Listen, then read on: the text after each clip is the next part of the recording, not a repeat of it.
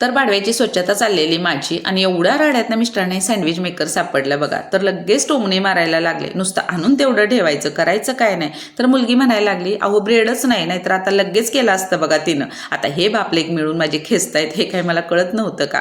तर लगेच मुगाची डाळ मी भिजत घातली. तर कामं उरकेपर्यंत 2 तास मुगाची डाळ पण चांगली भिजलेली बघा. मग मिक्सरच्या भांड्यात मुगाची डाळ, आलं मिरची घालून हे फिरवून घेतलं. त्याच्यात अर्धी वाटी रवा घातला, 2 चमचे दही घातलं, चवीपुरतं मीठ घालून हे मिक्स करून घेतलंय. नंतर किसलेलं गाजर, कांदा, कोथिंबीर घालून पुन्हा एकदा मिक्स केलं. अजून तुमच्याकडे काही भाज्या असतील तर त्या पण तुम्ही त्याच्यात घालू शकता.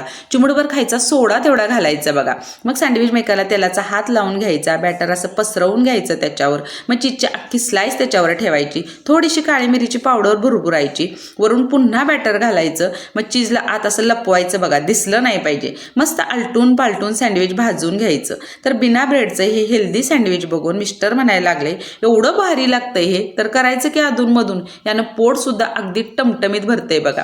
पटापट हातातली कामं उरकली. मला बाहेर पण जायचं होतं. तर ऑडी निरॅपची स्नॅक बॅग होती माझ्याकडं, त्याच्यात 2-4 सँडविच घालून पॅक केलं. सोबत की नाही पाण्याची बॉटल घेतली आणि काढता पाय घेतला. चला सबस्क्राईब करा.